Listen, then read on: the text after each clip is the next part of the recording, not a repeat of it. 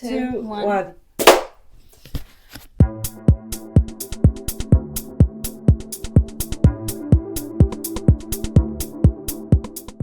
All right. Hello, everybody. Welcome back to another episode of the Quarter Life Chapters. What are we talking about today? Ooh, today we are having a spicy little topic. Ooh. We are talking about relationships. Relationships? No what? What about it? What about it? That's so spicy. There's so many things to talk about relationships. It's like you don't even know where to start. Almost kind of like being in a relationship. You don't know where to start. Know. Dude, I feel like being in your 20s, you have so many people in different life stages in terms of relationship and also life stages. Yeah. But also like you got the single friends, you got like friends who are just getting into a relationship, and you got friends who are in long-term relationships. Yeah. And you've got friends who are getting married, getting engaged. Yeah, and it's kind of insane to be at that spot and like see so many different variations of love around you. Yeah. And it's kind of, it blows your mind as to like this tiny thing, which is like love, is so important in like people's life, you know. It just like really makes or breaks things. Yeah. I'll ask you a question, Elle. Yeah. What has your experience, or I guess when you were growing up, did you think what love was going to be like, and how it has shaped you? Getting personal so fast. This is crazy. Love bombing. Growing up, I guess I never really have an example of like what the perfect relationship is. Mm-hmm. And like, I don't know, whenever I watch movies, I thought love is just like this like flawless thing. Yeah. So like the examples that I have in life, it's just like, you know, there are flaws in relationships, and I wasn't sure if that's part of the relationship or is it just like a major red flag or a major flaw that like every relationship should be like a tiny bit shitty.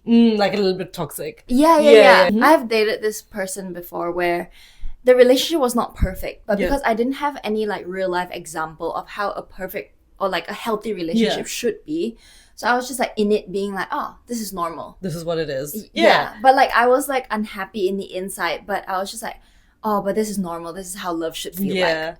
Like you're meant to make compromises, and you're meant to just feel kind of not good at all times. Yeah, because like you do hear stuff like, oh yeah, like it's healthy to fight. Yeah. But like how healthy is healthy? Like how healthy is how many fights is unhealthy, and like you know also like what kind of fights, like, you know, other fights like about really big major issues, you know, which like you shouldn't be fighting about and should be supporting each other instead. Well, at least for the longest time I thought just love did not exist. Yeah, same. It was stuff that people just made up, you know, because like movies, they're faking it. Yeah, they're faking it. They're like acting. The idea of love, like, you know, being like this real emotion that is all encompassing, and like, you know, you are just completely blinded by it, like it just sounded so fake. Yeah. I like, know you lying. Get real. It's like, what do you even mean? You're like blinded by it, and you know, you completely are like enamored by this person. So I thought it was fake for the longest time. Even when I dated in school, like the first couple of times, they were like more childhood kind of relationships. So then they never got serious to the point where I was like in love. Yeah. So that only kind of reinforced it in my head that it's cap. It's cap. People are capping. They're just lying to me and to themselves. Mm-hmm. Yeah. But then I did have an experience, and then I was a bit like, oh, okay, it's not fake. It is real. Yeah. But yeah, I used to think that it was fake, but at the same time, I also used to think that it was meant to be this sort of like all encompassing, passionate, like all over the place, chaotic kind of feeling. Like it was meant to be like fire and burning and all that stuff. But sorry, now I realize that it's not all that. I read it somewhere that said that love is not a fire pit, it's a fireplace. I'm sorry, I don't know what just happened. Wait, so what's the difference between a fire pit and a fireplace? So for example, in this analogy. Okay, like for example, no, I don't know. It's not fire pit. It's like so something. Wildfire? Yeah, wildfire. I guess that's a better word. That love is not a wildfire. Mm-hmm. It's like a fireplace. So basically, what it means is that like I used to think love was meant to be this like all-consuming, all passionate kind of stuff, which is like how you would expect a wildfire to be, right? Yeah. But a fireplace is like something that keeps your house and you warm. It's light. It happens. It burns slowly and over time. And that's what love is. It's meant to be more like a fireplace and not a wildfire or something. So yeah, that was a realization I had, I think, after I first fell in love. And my first love was kind of a bit more like a wildfire, let's just say. It was like a bit all over, all consuming. And then my second relationship was also kind of like that. But after that, I think I realized that no, love is meant to be a lot more like steady flame, not burn bright all at once. More like burn steady. Yeah. Oh, I like that. Yeah. So I think we've both learned quite a bit, I think, over the last few years about love. So we have something to talk about. Sorry. Sorry. I keep cutting you off. No. That's all I had to say. Yeah. I do think that relationships are a very trial and error thing. Yeah. What do you mean by that? Like, you do have to date around. And figure out what you don't like. Yeah, that's true. And like, it's okay to like you have to put yourself out there to really experience put yourself out there. Like, don't expect your first love to be your only love. Yeah, if it happens, then that's great. That's great. Yeah, there are a lot of high school sweethearts and everything. I know, that's so sweet. Yeah, even if it doesn't happen, I feel like you should still keep putting yourself out there, because I think at the end of the day, it's like, you know, connections with other human beings, and we as human beings just need connection, whatever shape or form it may be. Yeah. I do think trial and error in a way where like you don't stick to that one person. If that relationship doesn't serve you as well as you might think, or if it's like toxic. If it's like toxic, don't be afraid to leave. Because now you know what you don't like. And now you know like what you want. And, you know, that's true. I feel like even if you don't know what you want, at least you know what you don't want, you know, and that kind of makes the list shorter. What now, Elena, what would you say love is now? What do you think about love now? I think love now feels high risk in a way where a little bit of background. I do have a lot of stuff to unlearn. So like a lot of like relationships in my life where I'm like, this is not how it's supposed to be. So I need to like learn what love really is. So to me, love feels very, very high risk. When I read the book, Date Yourself, called damn, season 1 jokes is back in season 2. They're still killing it. There's this book called Everything I Know About Love by Dolly. Okay, by Dolly. I forgot what was her last name. I'm so sorry. I don't think it's Dolly Parton. No, it's not. That's a singer. Yeah, to me, love feels high risk because I have to give everything to my partner. And, like, you have to trust them fully. Like, you share your life, your friend groups, your house keys. Yeah. And, like the most intimate details about you. I know. Your secrets, you know, your weaknesses. Yeah. So, I feel like you have to. So, I feel like in relationships, one of the most important thing is, do you trust this person fully? Because it is really scary. I feel like just based on these conversations, I can already feel like 10 different topics going off of this. Oh, yeah. Because now you said trust and I want to go down that route. I know. But we will keep it I think script focused. We have to. Okay. Because I really just want to ask you a question about what do you think trust is and what do you think that looks like and what blah, blah, blah, blah. Yeah. I think we'll save that for another topic. We definitely got to be like more niche. Niche for this one, for sure. So I think another funny thing about love is that you don't really know until you've actually been in love. Yeah, because you think of what it's gonna be like. You think of what it's gonna be like based on what you see and based on what you hear. But then when you actually experience it, you're like, oh, it is like it really opens up your brain and gives you a lot of like intel and information about, you know, your own self and things you like and things you want in another person. Because you would think that you like a certain kind of person, or you know, you have a type or something, but then you fall in love with somebody who's not your type and you realize that a lot of those things don't matter. Like what matters is kind of that emotion you share with them and like the love you have. Right. We're talking about romantic love here, guys. I feel like we should have clarified that because I feel like we did talk about how love comes in all forms. But we didn't specify which form. So this one is romantic love specifically. Yes.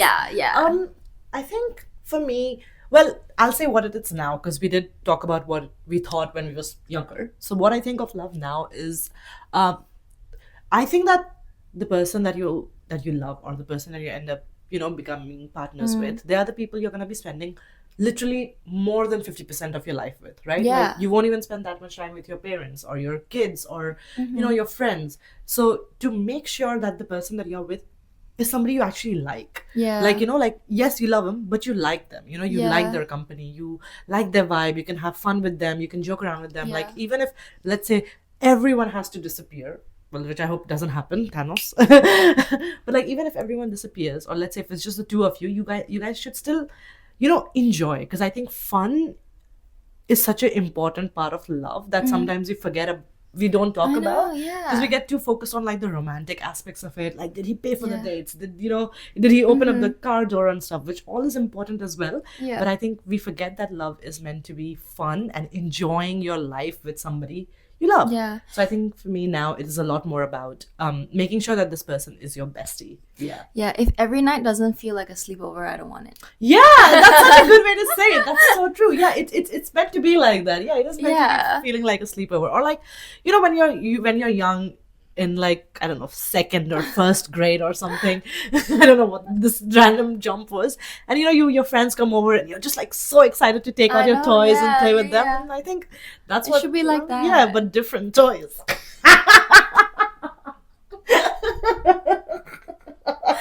Real. TMI, guys. Sorry. We did tell you this was not PG-13. I like that. Yeah. Keep that. Yeah. Okay. But yeah, so that's what I feel. I think a lot of the times we think that love requires no thinking. Like, like it's just meant to happen and you just go with it. But sometimes if you have no plan, then you might end up in a bad relationship or in a toxic relationship or in a situation where you might be having a good time in the beginning, but later you realize that, oh, this person is absolutely not what you wanted. Because the initial, once the initial like attraction fades off, what remains? So I think something that anyone anyone should have or like keep in their mind is a checklist. I guess as you're growing and making friends and experiencing emotions, so just like make a note of the things that you actually enjoy. Let's say even if you're hanging with a best friend, make a note of what are the things about them that you enjoy, because there's a high possibility that a lot of your qualities of your best friends will be your qualities of your boyfriend, because those are the qualities that you actually like. So having a checklist like that would be something that I would recommend and suggest everyone to keep if you are reaching that age where you can now date. Yeah. I don't know about you, but like me and my girls used to... What do you mean you and your girls? I am one of your girls. I know, but like in high school. Oh, okay. But like before you date people. Yeah. We sit down and like come up with a checklist of like what we wanted to do. Yeah. Do you ever do that? Yeah, we did that too. But that was before you actually dated, right? Like before you knew. It was very superficial. Yeah. But like we grow. Yeah, we grow. And now we have a better checklist after dating a few people. That's true. Yeah. I feel like maybe having a checklist makes it less fun because then it takes like the romance out of it or whatever. But I think it's still necessary. Like the checklist is not for the person. Like the checklist is for yourself, so that what are the things that you like and what are the things that maybe you are not a big fan of. And then when you see that in somebody else, you can make a more informed decision. Because I feel like sometimes we get so carried away by passion of it all that we end up making bad decisions or choosing people who are not really right for us. So having that sort of at least like a smaller things that you know what needs to happen, or like these are some of the things that if this happens I am going to not continue this relationship any further. Like just having your boundaries, I guess. So Elle, for our listeners, because a lot of them are in their younger to mid 20s, early 20s, and a lot of them are probably having their first experiences, like the first few experiences.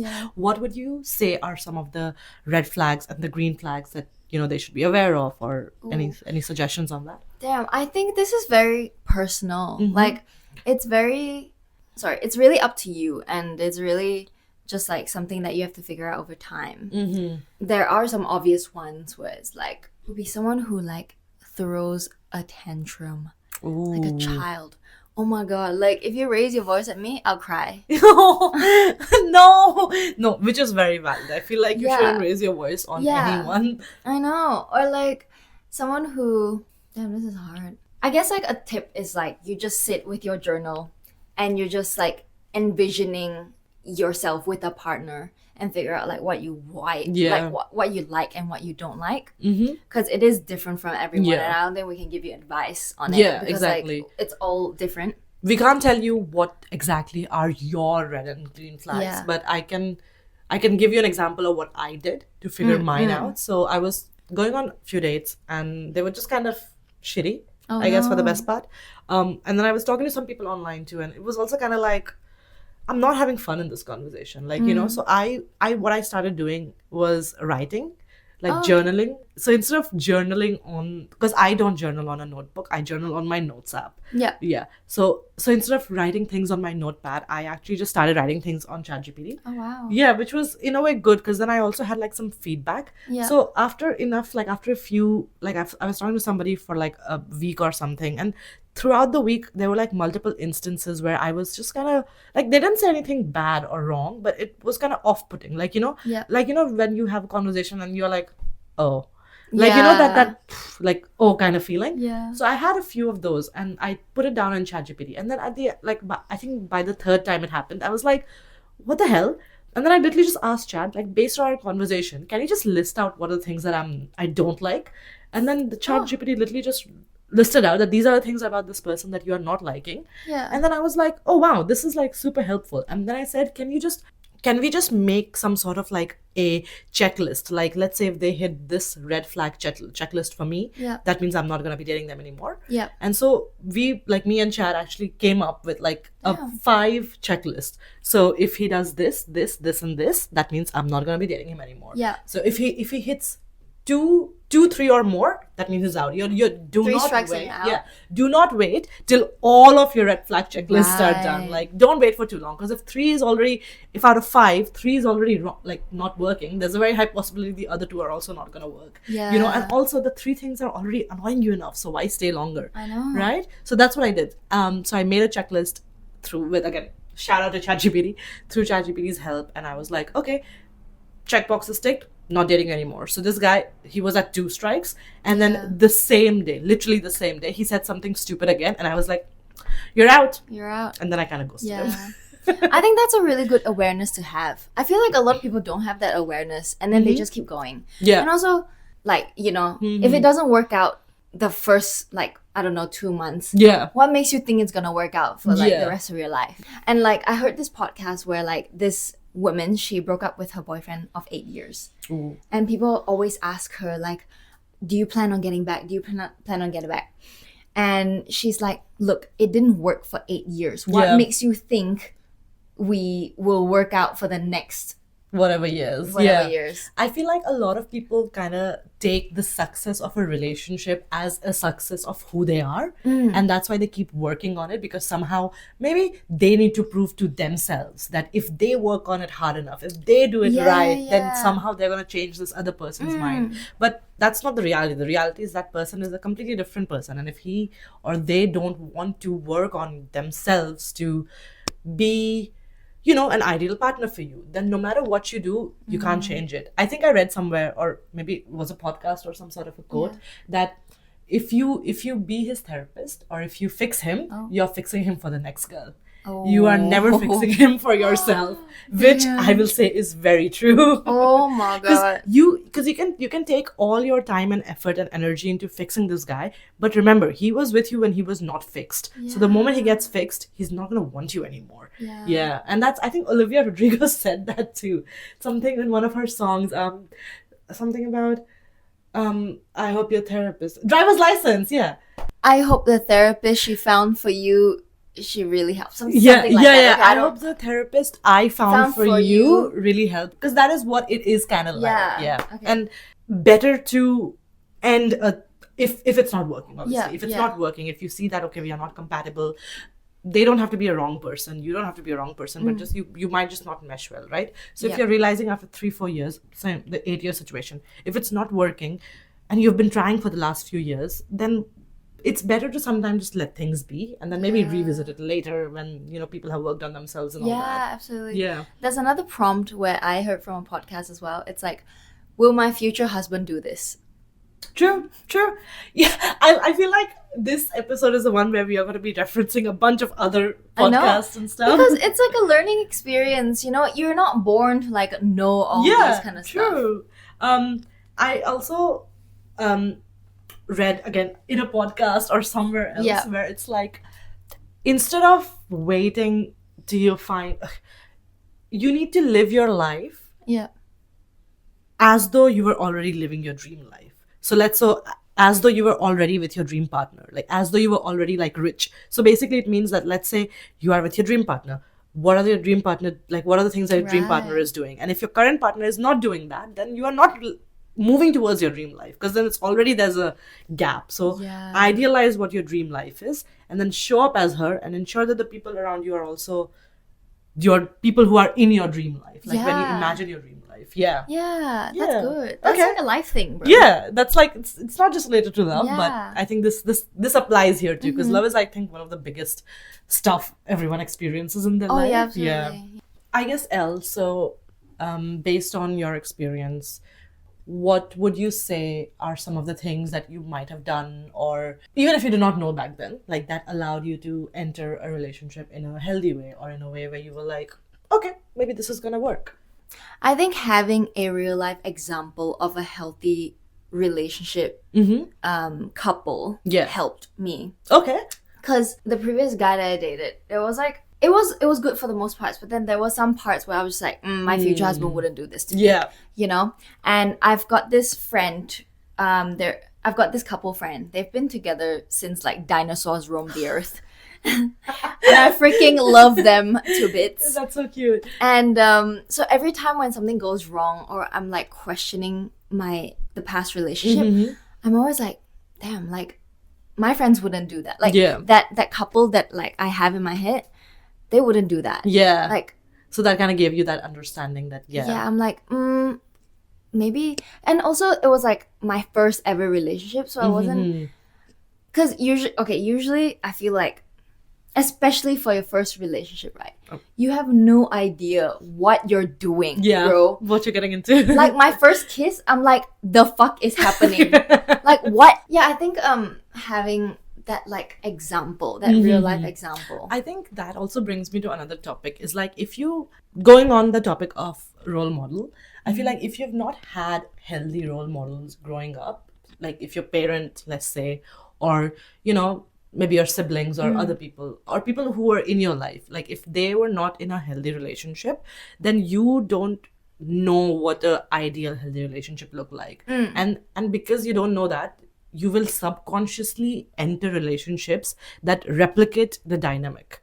So if their dynamic was like unhealthy, like, you know, your parents is, then you will subconsciously replicate that, because that feels familiar. But just because it feels familiar doesn't mean that it is the right relationship for you. You know, just because it feels like this is what your mom and dad have, and your mom and dad have a toxic relationship, doesn't mean that that's the right relationship for you. It's just familiar. If you come from a place where, you know, your parents are separated, or maybe toxic people in your life who are in a toxic relationship, and that is what you've looked for, and if your relationship feels like, oh, it's very familiar, check yourself that why does it feel familiar? Is it because of the toxicity that you have known all your life? Because if that's the case, and then you enter into a relationship which is healthy, it's gonna feel unsafe at first, because it's not what you're used to. You know, like the healthy stuff is new. I know. I feel like people don't talk about the unlearning side.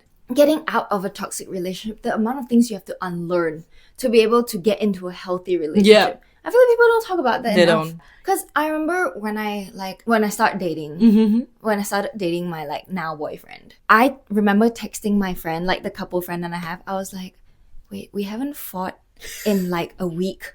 Is that normal? and like a month has passed, and I'm like, we haven't fought yet. Like, is this normal? You know, when you have been in so many toxic relationships, when later you are the one who kind of become toxic. Oh my god! Almost. Yeah. It's like oh no, who's the red flag? It's me. Wait, have you seen those reels where it's like, oh, I'm not dating a red flag right now. Yeah, I'm the red flag. Yeah, I have seen those reels. I think after my breakup for a bit, and like even before, I'd say, like I was a bit of a red flag for a bit there, because I was like unlearning those things, and unlearning the behaviors that I had learned over like 4 or 5 years was kind of difficult. And then I'm like, am I the problem now? Yeah. Am I the one who's like shit talking everyone and being like really rude and mean and not really respectful? So yeah, that's a real thing, becoming a red flag. Yeah, for sure. A lot of these topics are once again starting to do the Venn diagram stuff. Yes. Yeah. Sorry, guys. Can't ramble. We want to talk about so much random stuff because like just this topic is bringing out 10 different things in my head. Me too. So now we are gonna have a little guest and get a different perspective, A different gender. get the boys' view on it. So we would like to welcome in the episode Elle's boyfriend Kai.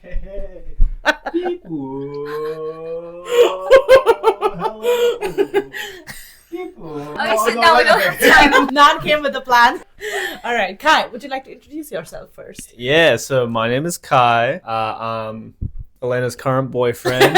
Current, future, forever boyfriend. Oh, we love that. Damn. I think That's a very bold statement. but also very fitting for this episode. We've been together for 4.5 years now, and I think I offer the perspective of maybe like a rock, Ooh. unchanging, unwavering. Why Been is doing that? this a while, I am like a rock. We love that. All right. So Kai, I guess I'll take the asking questions and then you guys can answer based on your experiences. Sounds good. All right. Sounds good. I think the first question would be, as a boy, right? That I am, yes. What are your perspective when it comes to dating? What is your checklist? What were you looking for when you met Elena? And for our listeners who are also in their 20s, young 20s, early 20s, what would you like to tell them from a boy's perspective, let's say? I think, and I'm going to speak on behalf of most men, Okay. when it comes to like a checklist, we don't really have none. Really? I know, like if she laughs at like your jokes, we're in. If like Bare minimum needs to be a girl. Done. pretty much, yeah, like The market's that bad, huh? yeah. Now that's not to say like Elena's obviously like an absolute catch. I think I'm just got extremely lucky. My perspective is, well, for me, I have no game left since I've been in this situation. You're a family man now. Yeah. But from what I see of my friends, I mean, for dudes, we have to like chase, right? Mm-hmm. And so that like you have to be very proactive. You have to, especially if you're like, my friends are like 25, 26, we're out of uni now. It's really hard to create like natural situations where you actually meet other People. girls. Mm-hmm. So, yeah, that's true. so that usually means going into the apps. And, apps, there's for every 3 dudes, there's 1 chick. Yeah. And let's face it, like, you guys can be as picky as you want. For you, like, out of, say, like, 20 swipes, how many are you actually swiping yes on? Oh my god. Even if I do swipe yes on a few of them, there's like literally 4 or 5 I'm chatting to out of 20. Ooh, So it's like, okay. it's tough out there for boys. I do know that. For us, right? Yeah. I've seen this with all my friends. Yeah. They're just saying yes on every single person. Oh my Like, God. yeah, because all you want is a match. Yeah. So once you Yeah, get a that's match, what I've heard, that's yeah. when you actually start, like, that's when you probably actually look at the profile and you're like, okay, she actually isn't for me. Or like, That's crazy. How did you know that you wanted to date Elle? Like, what made you think that, oh, this is the one? Oh. Like, I want to date her. well, yeah, I mean, she checked a lot of boxes. She was, Yeah, so tell us that. Tell us what were the boxes. Like, not everything. I mean, We don't have to get too personal. yeah, but you can give a general overall. okay, I mean, number 1, she's beautiful. Aw, like- I love those guys. Yeah, this is someone that I like to look at. When I wake up in the morning, Yeah. I'm like, wow, I've done good. I don't know how. This is great. She's also very chilled out. Yeah. Like, understands. Just like, like we don't really fight that often or that much at all, Yeah. really, because I think we understand each other's communication styles. We also sort of realize that fighting doesn't really help Yeah. many situations. If there's ever a point where like a conflict escalates to that, it's like, okay, we've gone too far. Let's roll it back. Yeah. There's that side as well. Like, we're just really compatible, and I think we actually complement each other well. Like, Elena's like she has like tons of friends. Everyone likes her. She like walks into a room and she's like the type of person that's like, "Hey yo," and Yeah. everyone's like, "Hey yo," back. Yep. Whereas like, I think before I met her, I was like, sort of pretty comfortable just sitting in my like room I'd say on my even computer. you are very much like that now, because you are definitely the life of the party too. I'm remembering one of our friends' birthday where you were the dance leader for everyone. Oh, true. Yeah. Well, sometimes if you get me on a few drinks, different side of me comes out. Yeah, I think I'm gonna ask like, we pulled you in because we wanted a men's perspective on relationships. Okay. So for girls, right, we're definitely a bit more picky, and we have like a checklist of like red flags and green Yeah, flags. we think a lot about this. Yeah, we do. And like, what do men think? They don't. Yeah, we really don't. I think most men at their core are very simple. If someone likes them, Yeah. they're pretty happy. So like, as a guy, would you tell other men that you like, obviously, like, men are the chasers and all that stuff, would you say that's relevant, and would you say that like that should happen, or would you think it should be equal, like girls should be asking guys out, like? I mean, I guess it depends. Like, do you like to be asked out Yes. as a girl? then I think that's how it should be. Like, this whole thing of like girls asking guys out, if it's not actually like, I don't think guys like to be asked out anyway. Like, it kind of makes us feel like, oh, it's kind of our job. Why are you doing that for? Although I've heard that a lot of guys, they get into a relationship and they absolutely love the fact that the girls made the move. Yeah. So it's not necessarily a guy has to make the move. I think it's just whatever works for you. Like if that is your kind of relationship, and if that works for both of you guys, then it's like, okay. Yeah, like having realistic expectations about what you both kind of want from each other. Yeah. Okay, that makes sense. Okay, so like personally, I think my relationship with you is pretty healthy. And are there any tips and tricks that you can like share? Okay, so tips and tricks. There's no one way to do relationships. I think we've seen like weird couples that somehow just work. Yep. And you wonder like how is that possible? But in general, I think you got to treat like each relationship like it's not a 50-50, half-half, total equal thing. I think the best relationships is when, each party is just doing the most they can for one another. That's so good, yeah. Not 50-50, 100-100. Nice. Yeah. All right. So you're saying like both of the people should aim to provide 100, even if like like no matter what. One day, I don't know, I might be slacking on, I don't know, keeping the room clean. And then Elena might just like pick up on that and actually just clean it herself. Yeah. And that's obviously not fair. But she's done that, and she's done that for me. Yeah. I love it. But I've got to see that and be able to like return the favor and like, like not in a transactional way necessarily, but more so in a way where I want to do this for you because I love you and I want our space to be beautiful, and our life to be beautiful, kind of stuff like that. Yeah. And the important thing is not expecting anything in return. Like, I might take you out for ice cream. I ain't expecting ice cream back at some point. Like you just gotta, Yeah, cool. I guess. I'm so shy whenever I talk about relationships. Oh yeah, okay. And then the other thing is, I think just learning to say sorry. So, conflict's going to arise. It's a healthy part of relationships. But sometimes the best thing you can do is just, even if you know that it wasn't your fault or whatever, just say sorry. Like, don't let it escalate. If you're treating a conflict as like a win or lose situation, there's no such thing as a winner in an argument. It's just, just say sorry, move on, or, communicate. Obviously don't back down to everything. But, you got to like communicate boundaries, blah, blah, blah, blah. But sometimes there is a time where just sorry is the best answer. You move on. You're both happy. You watch a movie at the end of the night. Go to sleep, Yeah, that's good, because sometimes I think when couples get too bothered on who was the right one and who was the wrong one, it can just kind of become less of a partnership and more of a competition, which you don't want. Yeah, for sure. Do you have any thoughts on that, Elle? You want to add something from your experience, your side of experience too? I don't have no notes on This girl, you are never this flabbergasted. What the fuck? Flabbergasted.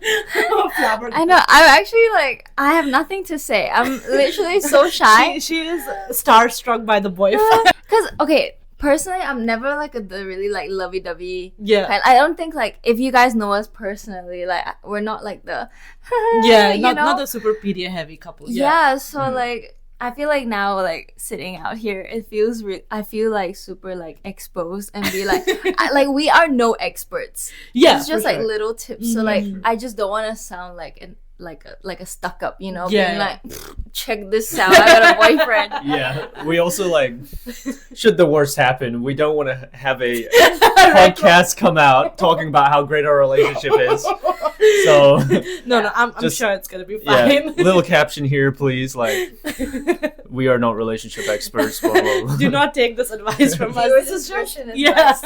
It's just PSA. Yeah. All right, cool. Well, I guess that is pretty much all we have for you, Kai, for this Okay. one. If you have anything else to add, let us know. If not, then get out. What do y'all think is the most important part of a relationship? Ooh, that's a good question. I was telling Elle in the first part of the podcast that I think more than love, sometimes it's more important to like the person. Because love is very, like, passionate and blah, blah, blah. But liking somebody is like, how you like a friend. And I would want to spend time with you. So, like, good friendship, good bond. That's most important for a relationship. And, like, I think for me. For me, it's more like that person doesn't drain your social battery. I feel like all my close friends in my life, including this guy, Yeah. people who mean a lot to me, they don't drain my social battery, and I can just spend the whole day with them, even if we're not doing anything. Yeah. I can just sit there in silence, enjoying Yeah. the company. Nice. And it shouldn't be like, oh my gosh, another thing is you shouldn't feel like you're walking on eggshells. Yeah. Like, if you like say something, you should be comfortable saying whatever you want to say without being like, ah, shit, should I even say this? Like, maybe he'll get mad. Yeah. Yeah. I feel like that comfort is a big thing. Yeah. Mm. Cool. That's what we think, Kai. Do you believe in the concept of the one? Ooh, interesting. I don't believe in the concept of the one personally, but it's because I think that you are meant to have soulmates in different people in different ways. Like somebody can be like a romantic soulmate, and somebody can be like a friendship soulmate, and somebody can be like a siblingly, don't know if that's a word, but like a sibling soulmate. Yeah. I feel like I feel like all of those relationships like kind of fulfill your bigger, like like it's a sum of everything. That's what I think as of now. Yeah. It's open to change. I'm obviously depending on if I get a boyfriend or something, and then my mind completely alters, and I become a whole different person. But that's what I think. Well, hopefully not. But yeah, And his brain like rewired. yeah, it's like, oh my god, everything is happening Girl again. gets a boyfriend, becomes different. No, honestly, you do see it happen though. I feel like maybe where I am right now, I just think the idea kind of doesn't scare me necessarily, but it makes me feel like it limits me. So for the time being, I feel like I'm open. Like I'm open. And then once I have the one, maybe then I'll believe in the one. What about you, Elle? I think Carry on. Like, yes, babe, go ahead. What do you think? no, I definitely think that there are multiple the ones. No, in a And what does this mean? way where like it feels too easy, like the probability of it. Yeah. It's like, bro, I met you when I was doing laundry at a student accommodation. Yeah. Like, what are the odds? Mm-hmm. You know? Whoa, how do I formulate this thought? It's like, I think I know what you're saying. Like, if there was the one, but the one lived in like North Korea, you're never gonna meet the one. exactly. I'm telling you, the probability is just like unrealistic. It's not being like, oh, like I wonder, if I go to like Greece, I'll find my other one. You know. But it's just like, Yeah. I just don't think it's written in the stars. Maybe I'm just not spiritual. Oh, I have an interesting question on that. Okay. When you guys met each other or when you started dating, did you know that this was the one, and did you know that he was the one? Ooh. No. Oh! No, I thought it was a friend thing for the longest time. I think you meet the one maybe like 20 times in your life. Okay. But for every reason, it might be just the girl serving you at McDonald's. Yeah. or it might be, just the wrong time, blah, blah, blah. So you just got to have one of the ones line up at the right time. Yeah. Maybe just doing laundry or something, and then she walks around the corner and you're like, do you live here? Because I've never seen you before. Someone can become the one, like I've got a friend who's like high school sweethearts, and then they got married. No one else in the world would have their history. And so she is the one, Right. So, yeah, that makes sense. I knew when Kai was like, I like you. And then I was like, the fuck? Like or like friend like or like and then it was like probably the first kiss, and I was like surprised, but at the same time I'm like, oh, okay, you know what, we'll see where this goes. Yeah, yeah, that's a cute story. All right, well, Kai, we want to thank you for coming to our show and giving us your experiences and your thoughts. Of course. Any parting comments to our audiences if you want to? Just keep on listening to the episode. Give a 5-star rating on Spotify. Give it a like on YouTube. Comment, subscribe. Thank you. Thank you. Thank you for your time, sir. Thank you. Thank you. Thank you, kind sir. See you later, bye. All right. Oh, what's wrong? It's not. It's not working. Oh, let me press for you. Ah, there we go. Oh, Okay. Perfect. See ya. Bye. So I guess that's it for this episode. Well, thank you guys for joining us. Thank you so much. We will catch you at the next episode. Bye.